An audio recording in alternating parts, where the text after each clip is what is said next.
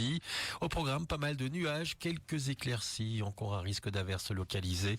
Et les maximales seront compris entre 3 et 9 degrés. C'est la fin de ce flash. Merci de nous suivre. Très belle matinée. Il y a cuire et cuire. Faites confiance à Lederland Saint-Vite. Depuis plus de 40 ans, le spécialiste incontournable du salon en cuir. Découvrez aussi notre département meubles et décoration de la marque Enders et Hazel, ainsi que notre espace literie. Lederland Saint-Vite, ouvert de 10 à 18 heures, même les dimanches. Impact FM, l'inforégion avec Olivier Tomezzoli. Des grandes manœuvres sont en cours chez nous avec pas moins de 800 militaires et 200 véhicules, ce qui a de quoi surprendre quelques riverains réveillés par des coups de feu la nuit. Les magasins Carrefour vont-ils être revendus? Une question qui a déjà fait couler beaucoup d'encre depuis hier matin. Et on joue au foot ce soir, match d'alignement après les dernières remises. Jeudi 4 décembre, le développement des titres de l'info de l'arrondissement, présentation Olivier Tomezzoli. Bonjour à tous, on commence par ce rappel et une mise en garde, si j'ose dire, puisque de grandes manœuvres sont en cours dans la région depuis quelques jours, comme chaque année à la même époque, avec plusieurs centaines de militaires venus de France, des Pays-Bas, du Luxembourg, d'Allemagne, en plus de militaires belges évidemment. 800 militaires en tout et pas moins de 200 véhicules qui participent à cette grande manœuvre, partie du nord de la province du Luxembourg. Il traverse actuellement la région. Il s'est encore de la nuit de mardi à mercredi du côté de Lierneux. Pas mal de riverains ont été réveillés en fin de nuit par des coups de feu, des tirs à blanc, je vous rassure.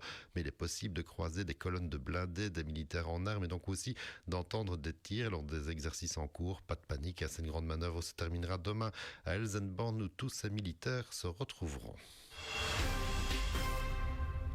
Une info judiciaire avec le jugement tombé dans une affaire qui avait fait pas mal de bruit à l'époque, à savoir des vols de troncs dans les églises. En communauté germanophone, plusieurs églises dans l'Eifel avaient été vidées de leur collecte. Les faits se sont déroulés entre octobre et décembre 2024. La police a retrouvé la trace des suspects grâce aux images des caméras ANPR qui permettent une lecture automatique des plaques d'immatriculation. La voiture des suspects avait été en effet aperçue à plusieurs reprises dans le secteur chaque fois que des troncs d'églises et de chapelles étaient dépouillés. Le principal coupable, un homme âgé de 48 ans et venant de la région de Visa, a été condamné à 1 an de prison ferme par le tribunal correctionnel de Penne. Sa compagne écopelle de 175 heures de travaux d'intérêt général en plus d'une amende de 1 600 € chacun. Une info qui a fait grand bruit est tombée hier matin. Elle concerne les magasins Carrefour. Selon le journal L'Écho, le groupe français de la grande distribution aurait l'intention de déserter la Belgique en vendant ses enseignes pour se reconcentrer sur d'autres pays. Démenti par le groupe en journée. Cela alors que des négociations sont actuellement en cours, encore aujourd'hui, et avec les syndicats en Belgique sur la possibilité d'ouverture des magasins le dimanche dès le début de l'année prochaine.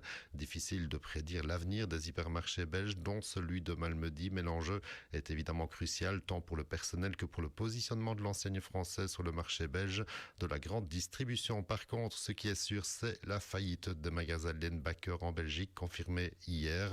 44 magasins qui ferment, dont une quinzaine seulement repris pour l'instant. Le magasin de Verviers est lui fermé depuis quelques mois déjà. Celui de Malmedy où 6 personnes sont employées ne devrait pas survivre à ce nouveau coup dur pour le secteur de la décoration et de l'aménagement intérieur.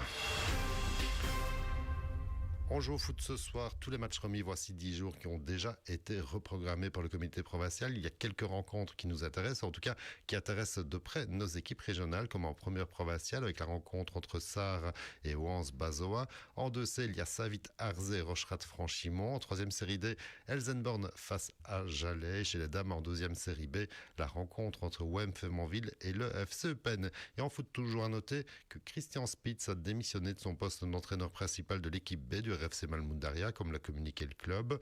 L'équipe des Jeunes Dragons qui reste sur un peu flatteur 0/12 sur les 4 dernières rencontres de championnat et une non moins flatteuse 13e place au classement de la 3e provinciale série D. C'est le T2 Julia Bino qui va assurer l'intérim à la tête de Malmundaria B en tentant de redresser la barre rapidement. L'info continue sur notre page Facebook Impact.